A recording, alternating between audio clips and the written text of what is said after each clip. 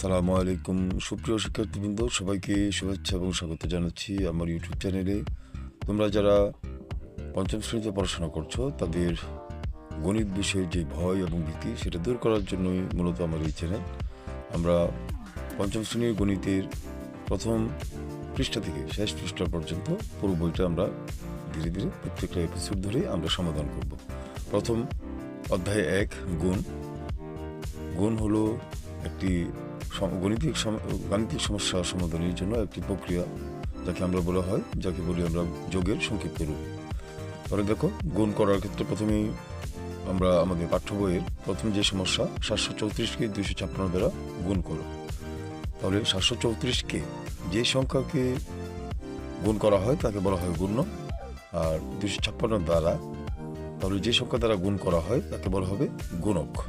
তো গুণ করার ক্ষেত্রে আমাদের এই কিছু বিষয় আমাদের খেয়াল করতে হবে, গুণ্য, গুণক এবং গুণফল। তাহলে গুণ্য এবং গুণক দুটা যখন আমরা গুণ করব, যে ফলটা পাওয়া যাবে তাকে বলা হবে গুণফল। অর্থাৎ গুণ করার পর যে ফল পাওয়া যায় তাকে বলা হয় গুণফল। তাহলে এটা আমরা কীভাবে সমাধান করব? আমরা এখানে লিখব, সুন্দর করে লিখে উপরে আমরা 734কে যে সংখ্যাকে গুণ করবো সেটা উপরে লিখব, নিচে লিখব যে সংখ্যা দ্বারা গুণ করা হয় সেটা নিচে লিখব। এবং একক শ্রেণী অঙ্ক, দশক শ্রেণী অঙ্ক, শতক শ্রেণী অঙ্ক সবগুলোই কিন্তু আপনাদেরকে অবশ্যই খুব সুন্দর নিচে সোজা সরলভাবে লিখতে হবে। তাহলে প্রথম একক শ্রেণী অঙ্ক দিয়ে আমরা উপরের 3টি সংখ্যাকে গুণ করতে হবে।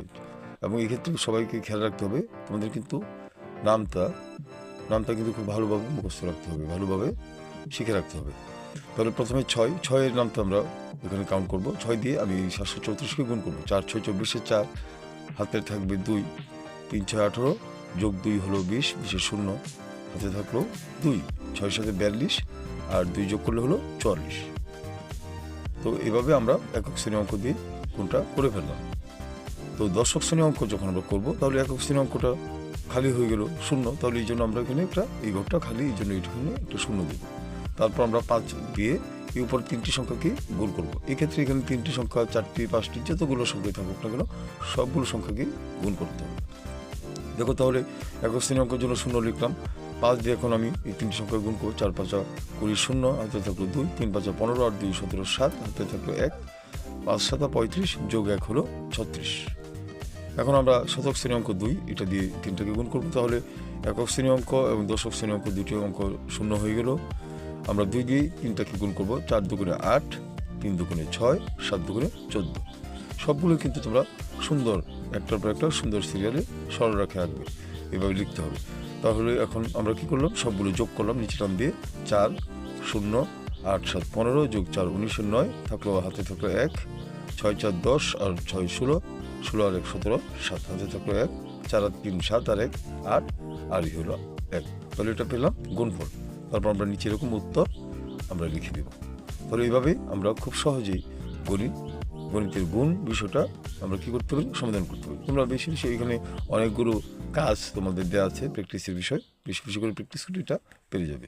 আর যখন এই সমস্যা মনে হবে তখন আমার এই চ্যানেলটা অবশ্যই দেখবে এবং সাবস্ক্রাইব করবে, এবং তোমার বন্ধু বান্ধব যারা আছে সবাইকে শেয়ার করে দেবে। তাহলে দেখো, নিচে আরেকটা জিনিস, একইভাবে 123কে 321 দ্বারা গুণ করো। তাহলে আমরা একইভাবে এখানে লিখবো। অঙ্কটা আসলে যখন সাজাবে তখন খুব সুন্দর করে সাজানোটা উচিত। এখানে লিখে আমরা উপরে লিখলাম 123। তাহলে 123 হলো গুণ্য, আর 321 দ্বারা, তাহলে দ্বারা দিয়ে মানে হলো গুণক। এটা দিয়ে আমরা গুণ করলাম এবং উত্তর পেয়ে গেলাম।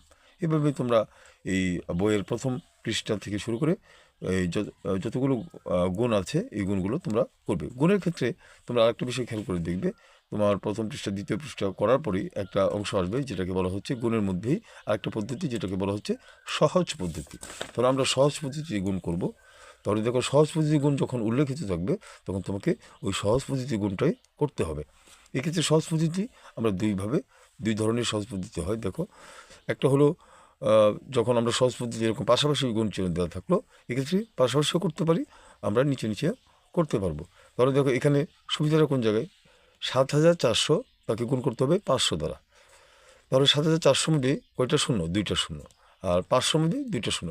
আমরা কি করব, সহজ পদ্ধতির নিয়মটা হলো এই শূন্যগুলোকে এরকম আমরা ব্রোকেন লাইন বা এরকম ডট ডট চিহ্ন দিয়ে পাশে লিখে দিব, আমার কাজ হবে যে সংখ্যাগুলো এখানে দেওয়া আছে সার্থক স্থানীয় অঙ্কগুলো, সার্থক মান, এই অঙ্কগুলো দিয়ে আমরা গুণ করে নেব।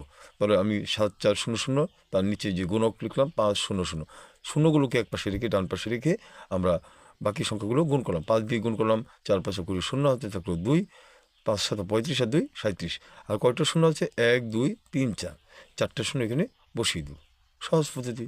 একইভাবে দেখো, যদি কোনো কারণে শূন্য এখানে 4টা শূন্য 2টা 4টা আছে, যদি কম বেশি হয় তাহলে কী হবে? দেখো 7 8 0 0, তাকে গুণ করবো আমরা 630। তাহলে 0 7 8-এর পাশে হলো 0 2টি, আর 6 3-এর পাশে 0 ছিল 1টি। তাহলে আমরা ঠিক এভাবেই লিখবো। 0 এখানে যদি 2টা হয়, এখানে 4টা হলে এভাবে পিছনের দিকে যাব। আমরা তাহলে একক শ্রেণী অঙ্ক দিয়ে এটাকে গুণ করলাম, 6 দিয়ে এটাকে গুণ করলাম, করে আমরা যে সংখ্যার উত্তরটা পাবো তার পাশে 1 2 3 3টি শূন্য লিখে দিব। ওকে, তো এটা হলো সহজ পদ্ধতি এক ধরনের। আরেকটা সহজ পদ্ধতি আছে, দেখো 999-কে 32 দ্বারা গুণ, অথবা 100-কে 23 দ্বারা গুণ। এইসব ক্ষেত্রে 999-কে আমরা কি করব? এটা সহজ পদ্ধতি গুণ করার জন্য আমরা 999 মানে হলো 1000 থেকে 1 কম। তাহলে আমরা 1000 থেকে যখন 1 কম হবে, তাহলে তখন কি করব? 1000 বিয়োগ 1 গুণ হলো 32। আমরা এটা 1000-কে লেখা যাচ্ছে 1000 বিয়োগ 1 ব্র্যাকেট বা বন্ধনী দিয়ে আমরা গুণ দিয়ে 32 চিহ্ন দেব। 32 দিয়ে প্রথমে আমরা এই প্রথম যে অঙ্কটা থাকবে এটাকে আমরা গুণ করব। চিহ্ন যদি বিয়োগ চিহ্ন থাকে তাহলে বিয়োগ, যোগ চিহ্ন থাকলে যোগ। তাহলে 32 দিয়ে এই 32 সাথে 1 আবার গুণ হবে। তাহলে খুব সহজ কেন বললাম, বা কেন বলা হয় সহজ পদ্ধতি? দেখো, 1 দ্বারা যে কোনো সংখ্যাকে গুণ করলে সেই সংখ্যাটাই থাকে। তাহলে 32-একে 32 আর 3টা শূন্য বসিয়ে দিলাম, আর 32-একে 32। তাহলে এই 32,000 থেকে 32 মাইনাস করে বা বিয়োগ করে যা থাকবে সেটাই হবে আমার ফলাফল। এটা হলো যদি। আরেকটা মজার বিষয় হলো, যদি 9 9 এরকম কিছু থাকে তাহলে সবসময় আসলে বিয়োগ চিহ্নই বসে, অর্থাৎ 1000 বা 100 যত সংখ্যায় থাকুক সেখান থেকে বিয়োগ দিয়ে আমরা এটা করবো। আর যদি এরকম থাকে যে 101 বা 1001 বা এরকম থাকে, তাহলে এই ক্ষেত্রে আমরা 100-র সাথে 1 যোগ করলে হবে 101। তাহলে 100 যোগ 1 গুণ হলো 23। তাহলে 23 দিয়ে প্রথমে 100-কে গুণ করব, যোগ চিহ্ন দিব, 1 দিয়ে 23-কে গুণ করবো। দেখো 23-একে 23, 2টা শূন্য বসে গেল, 23-একে 23 যোগ করলে কত হলো? 2323। তাহলে এটা হলো সহজ পদ্ধতি। কারণ 23 দিয়ে 100-কে গুণ করতে গেলে কিন্তু তোমার সেই আগের পদ্ধতি করতে হবে, একটু সময়ের বিষয়। আমরা খুব দ্রুত যেন করতে পারি, এই জন্যই এটাকে বলা হচ্ছে সহজ পদ্ধতি।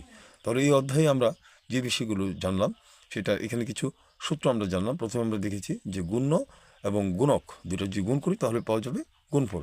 তাহলে গুণ্য গুণ গুণক গুণফল, এই সূত্র থেকে আমরা বাকি দুটো সূত্র বের করতে পারি। যেমন গুণফলকে যদি গুণ্য দ্বারা ভাগ করা হয় তাহলে পাওয়া যাবে গুণক, গুণফলকে যদি গুণক দ্বারা ভাগ করি তাহলে পাওয়া যাবে গুণ্য।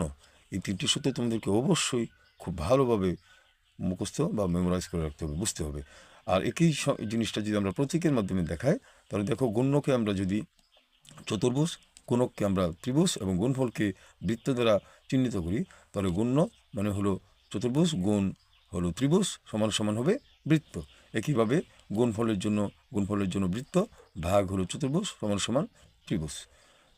গুণফলের ক্ষেত্রেও যখন গুণ্য সূত্র বের করতে বলবে, তো আমরা প্রতীকের মাধ্যমে যদি ব্যবহার করে দেখাই, তাহলে বৃত্তকে ত্রিভুজ দ্বারা ভাগ করে পাবো চতুর্ভুজ। এই হলো আমাদের গণিত বিষয়ের প্রথম অধ্যায়ের মোটামুটি সমাধান।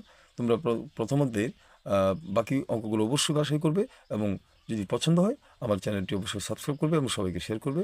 ধন্যবাদ সবাই।